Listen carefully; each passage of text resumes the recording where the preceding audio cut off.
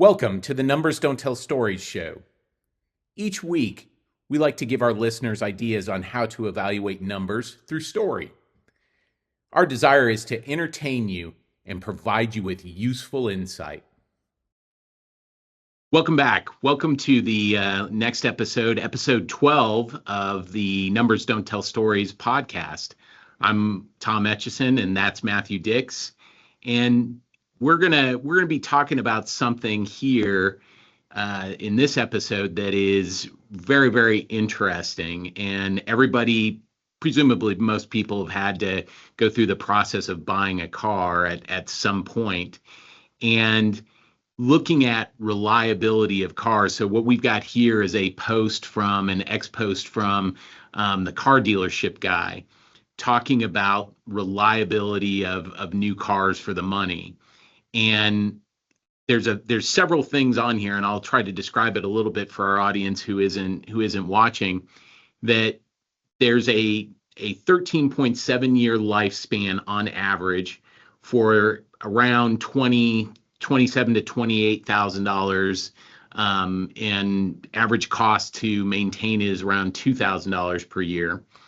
And they've got a listing here of top five cars for that money, and the number one is Honda Civic, and number two is Toyota Corolla, number three is Mazda 3 hatchback, number four Honda Accord, and number five is Subaru Impreza. And it's fascinating here because they talk about that every one of the top 15 value brand cars comes from either a Japanese or Korean brand. And so as I see this, I just have a few impressions of this to try and build a story, start building a story in my head around this, that the idea that the 15 best value cars come from either Japanese or Korean brands takes me back to the 70s when all the most reliable cars were coming in the form of Datsun and all these other things. They were smaller, more fuel efficient, and so on compared to the American brands. And then secondarily here, I was struck by the fact that the average car lifespan was 13.7 years. That seemed high to me. And so that's just off the top of my head, a couple of things that struck me really quickly about these numbers. So I was thinking about this in terms of lifespan, which is a way I really love to think about things. Sure. I was talking to my wife about glasses, which actually you wear. Yeah. And she was telling me how much my son's glasses cost, which whatever it was, she thought was a high number. And I said, it is a high number, but if you figure out the per hour cost of the pair of glasses, it's a really good deal. I often think about it with shoes. If I spend $100 on a pair of sneakers, but I wear them just about every day, the per hour cost on a pair of sneakers is kind of extraordinary. Right. So a lot of times sticker prices can really start to change when we think about something like this, which is how much is it going to cost you per year to own that vehicle? The other thought I had was when I saw this, my first thought was, well, maybe like a Lamborghini probably has a better per year cost because you don't dispose of them very often. Like they live a lot longer. But then it occurred to me, like if a Lamborghini costs $100,000, it's going to have to last 50 years to equate to these cars, which it's probably not going to do unless it ends up in a museum somewhere. So I guess these really are sort of the best dollars for your money, at least in terms of, the dollars here and the number of years. 13.7 does feel a little long. I suspect the pandemic is stretching that number out a little bit more than necessary. We just bought a new car last week. And my wife's car was 13 years old when we sold it. So we're right in where it needs to be. Sadly, we did not get one of these 5 cars, though. Oh, well, and it's interesting because you bring up a point about valuing these in terms of, hours and minutes. And I was thinking about it slightly differently in that if you're buying something terribly reliable, it's the hours that you save not going and doing, having to jockey it with, getting the repairs and all the rest of that stuff. And for me, that seems like that's where the value is. As somebody who started off with cars that were horrible used cars that were always in the shop. I had two that were on fire at one point. I mean, it's just, at different points, not at the same time. But, it's stuff like that where it's, to me, the fact that I don't take a car to the shop, that's where the value is. Yeah, I had the same experience. I remember how awful it was that your car seemed to run about 3/4 of the time, and Yep. about a quarter of the time it was not running and in the shop, or you were desperately trying to figure out what was wrong with it on your own. So today I'm driving a new car and I don't expect it to be in the shop for a long time. But you're right, the reliability comes to that. Probably factors into the cost too. If I'm not in the Sure. shop, I'm not spending more money on cars. So that's relevant too. Yeah. Well, and I always think about, because you also think in terms of what are the brands that are highly reliable, and Honda and Toyota have always been amongst those brands, and to see those, sitting here on this list is not surprising.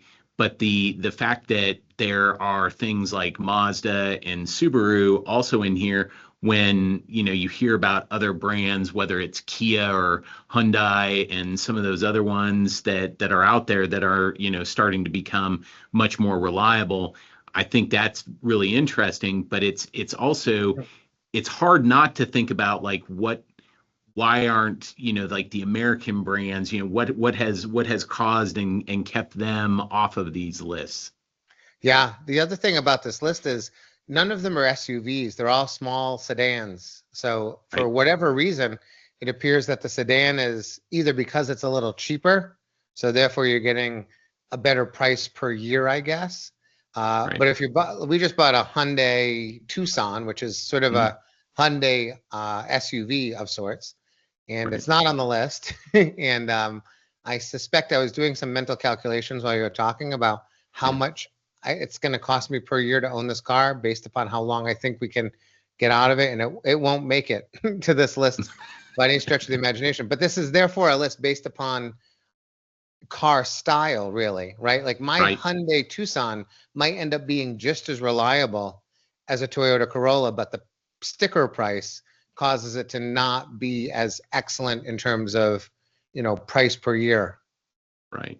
Well, and interestingly, like, as I look at this list, it's not even that I don't own one of these cars. It's like I couldn't physically sit in one of these cars unless we did Bubba Smith taking the front seat out and me sitting in the back seat. And so that's what also runs through my mind is when you look at value, there's no concept of utility either. Right. And so part of I suspect part of the reason why you have a SUV type is you're expecting to do some other utility type things with it. And so I think that has to factor into the value, which is not really shown in these numbers, because how do at this point, how do you calculate the utility of that vehicle over time? Right. And really reliability probably shouldn't even be here because it might turn out that my Hyundai Tucson is just as reliable as these cars, meaning it's not going to end up in the shop. It's always going to be on the road. We actually had a Hyundai before the one we just bought, and it was extremely reliable. Right. So, I think this is more along the line of cost efficiency, meaning how much you're paying per year, rather than is the car going to be in the shop or not all the time, or is it going to need work done on it? So I think that's a Right. little misleading in terms of what they're indicating here, at least. Yeah, and it would be interesting if our audience shared with us in in their experience, are they keeping their cars this long or longer, and which are the cars in their opinion that are exceeding those expectations and so on. And I can just say that frankly, I've never, because I have so much PTSD from my early car experiences. Like I can't seem to hold on to a car for more than just a very few, less than 5 years, because it's just I don't want to ever get back to that place. So Well, I think probably if you want to hold your car a little longer and you're buying it fairly new, you'll be okay. I suspect the 13.7 years is a reflection of the increasing reliability of automobiles in general. And right. so, I don't know the last time I ever was worried about sort of the bottom of my car rusting out. I don't know the last time I saw a Bondo on a car. Like there's just certain things I think we've moved past in life, Yeah. allowing these cars, I think, to stay on the road a lot longer. Yeah.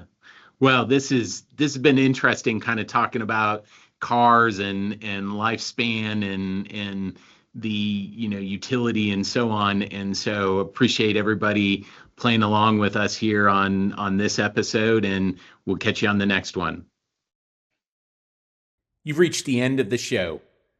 We ask that if you found this useful, that you please tell a friend. Leave us a 5-star review on the podcast platform of your choice. And if you're watching us via YouTube, please like and subscribe.